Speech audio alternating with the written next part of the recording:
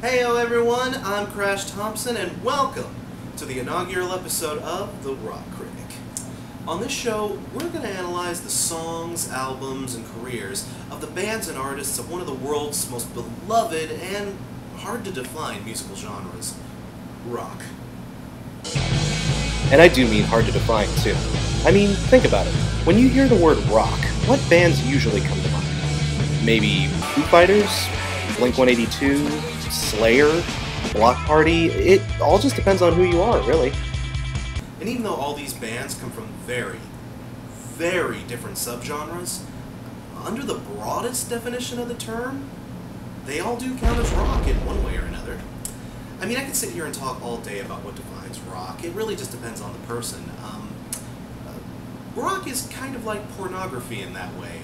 It's hard to put into words, but come on, we all know it when we hear it. Oh, that's rock. That is definitely rock. That is porn. That is most definitely porn. Oh, that's rock. That is definitely rock. Oh, that's definitely rock. Oh, God, man. Ride the cot till you hit the spot. I'm not sure what that is. Can we just turn that off, please? Thank you. Ick. Ew. Anyway, I just wanted to get that out of the way, just so you have an understanding of what we're talking about on this show. Whether it's metal, classic rock, alt-rock, indie rock, it doesn't really matter. As long as it's rock, in one way or another, it's considered fair game on this show. With the exception of maybe some.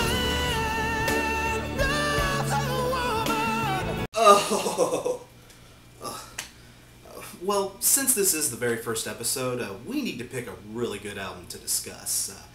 Something everyone knows from a band everyone loves. Something big and bold with huge expectations and a really elaborate, interesting history behind it.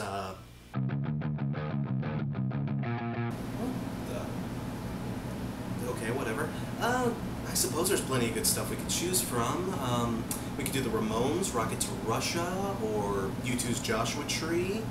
Oh, Rush's 2112 has an awesome backstory behind it. You see, Neil Peart was...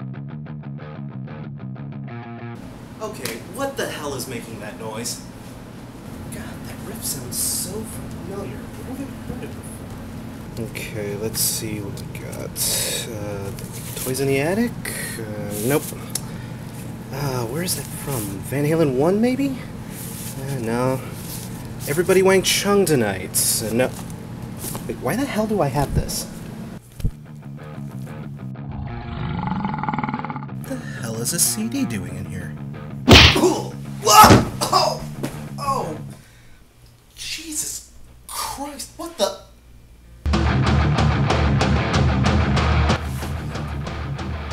Not you. Anything but you. You get back in there right fucking now. I mean it. I'd sooner review Pat Boone's metal album than you. What the hell are you doing? Shit!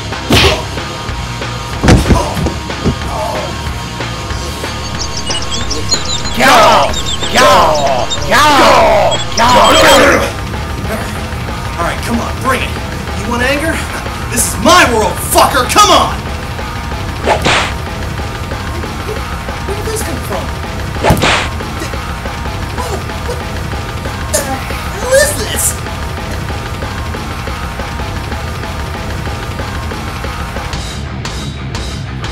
Okay! Alright, god damn it! I'll review you! But you aren't gonna like what I have to say.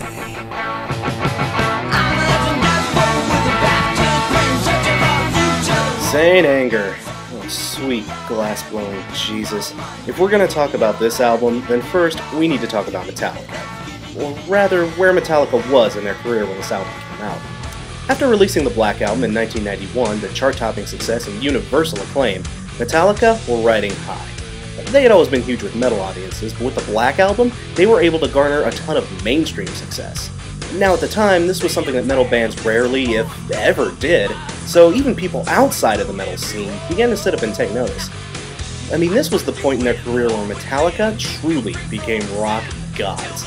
Upon its debut, the Black Album hit #1 in the Billboard Top 200 and stayed on the charts for an additional 282 weeks. 5 of its singles topped both the mainstream rock and Top 200 singles list, and it went platinum after only 2 weeks of release. I mean, that album would eventually go diamond. Now, let me tell you, there are very, very few metal bands who have achieved that kind of commercial success. Everybody bought that album. Fucking everybody. I mean, I know people who absolutely despise metal, who hate it with everything they are, and they still like at least one cut off of that baby. Enter Sandman, Nothing Else Matters, something. I mean, that album hit with a lot of people. Hell, it hit with me, too. I mean, you know, when I was 6 years old, sorry, I would actually swipe my brother's copy and take it with me into my closet, and I would just, you know, stick it into my giant 90s Walkman, put on the headphones, and just bang my ears off to it until the batteries died. Like, seriously, that album is a huge part of my childhood. Seriously, it's literally one of the first pieces of music I ever remember hearing.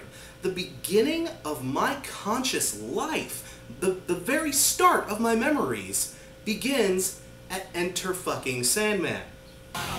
This was the album that finally earned Metallica the respect of the entire musical community. The Black Album showed everyone that metal wasn't just for fringe audiences, and that heavy music had a legitimate place in the cultural spectrum. I mean, hell, when the video for Enter Sandman premiered on MTV in the summer of '91, it just screamed, "Metal is here, and we're here to stay, fuckers!" Fuck yeah, Boom! And that's a hell of an accomplishment, too, because when you think about it, Metallica were able to do that without having to really compromise their sound or lose any of their edge. Okay, maybe it's not quite as heavy as some of their earlier records, but no one can deny that, despite its slower moments, this is still a metal record, from skin to core. To metal fans at the time, it was refreshing as hell to finally see our long maligned and ridiculed genre receive some well-deserved respect. Metallica earned their top spot, and in the early 90s, they could do no wrong. Then in 1995, they started doing wrong. After the success of the Black Album, they finally released their follow-up, Load, and a year and a half later, they released its counterpart, Reload. This was originally supposed to be a double album, but for some reason the band decided to split it in two. I'm not 100% sure why. These albums had a different feel to most of their catalog. Lars' drumming is a lot more scaled back, and Kirk and James were experimenting with a much more bluesier, alt-rocky feel to their guitar setups. I'll admit, these albums aren't quite as grizzled, rough, or intense as some of their other work, and at the time, it garnered a lot of frustration amongst the fan base. Most people were expecting the Black Album Part 2, and What I heard is wrong. yeah, that's not what they got. Forgiveness. Load and Reload had more of a high-polished, mainstream rock feel to them, and it was a bit of a jarring departure from the sound we all knew and loved. But to be totally honest, I don't hate those records. I mean, I wouldn't call them Metallica's best by any stretch of the imagination, but there's still some pretty solid cuts off of those records. I mean, all of the arrangements and instrumentation is still pretty solid, it's still hard, it's still heavy, and you can still mosh to it. Well, most of it. Hell, to this day, Fuel is still one of my top 5 favorite Metallica songs. Give me fire, give me that which I desire.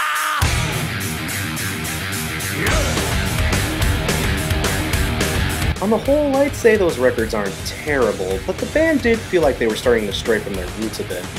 Some people even went as far as calling them alternica, and claiming that they were just trying to cash in on the sudden rise of alternative rock and post-grunge. Yeah. Which may or may not be true.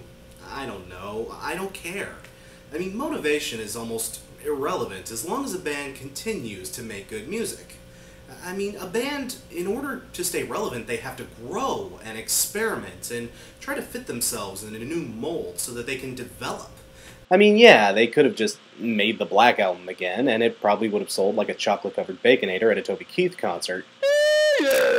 But think about it, bands who never change their sound, who refuse to move or grow in any kind of direction, who just basically put out the same album year after year after year, those albums tend to get exponentially worse until it's just unlistenable. Cough, cough. Some people liked those albums, some didn't. But after this, we were all eager to see what direction Metallica would go next. Then the following year, instead of a new album, they released Garage Inc., a double album of cover songs, most of which came from previously released B-sides. Oh, that's nice. When is the new album coming out? Then in 1999, S&M, a live album performed at the San Francisco Symphony, was also released, and it was mostly composed of reworked versions of their previous hits. Okay, that's nice too. When is the new album coming out? Then in 2000, Metallica debuted a new song, I Disappear, for the Mission Impossible 2 soundtrack, that upon its release, When the fuck is the new album coming out? the fans were really starting to get impatient, At least I was. and things were only getting worse for the band.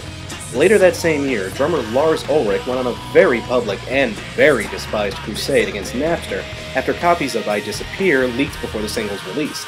Nice shirt. You like it? You like it? Actually, a friend of mine shared it with me. I'm thinking about getting my own, though. All right. I think we need to get on with this introduction as quickly as possible. Here to sing a song, Ulrich became the face of the anti-P2P movement and successfully sued Napster, forcing them to remove all Metallica songs from their library.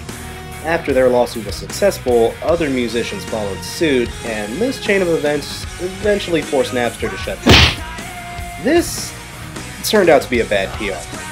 Until it sleeps from Napster. Then you're going to motherfucking jail. You're motherfucking meat. You'll be some fat, greasy, tattooed bastard's buttery cornhole. Who do you think you are? I mean, just, because you, made us rich, you think you can get free stuff? Considering that everyone and their mother and their mother's dog and their mother's dog's chew toy was using Napster back then, knowing that Metallica was directly responsible for shutting them down didn't win them any favors with music lovers across all genres. I mean, we were pissed. Hell, I was a huge Metallica fan, and even I was pissed off. I mean, I loved Inside Out as much as everyone else did, but who the hell wants to pay $20 for an Eve 6 CD? Pfft, yeah, right.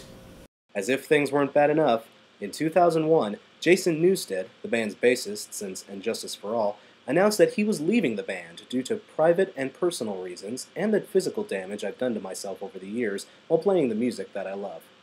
Oh, okay.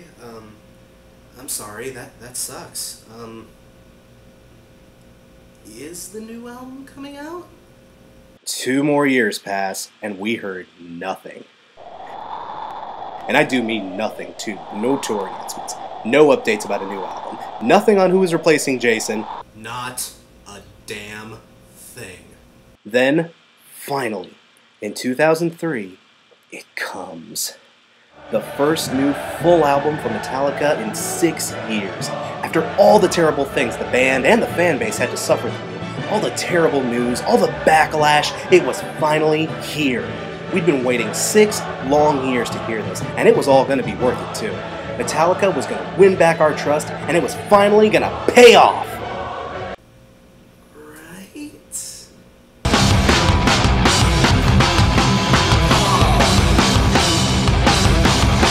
Oh, God! I'm madly in anger with you.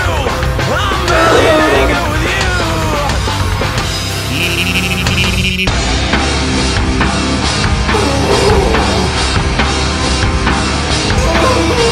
Looks that chill to the bone. This is the voice of silence no more. Continued in part 2!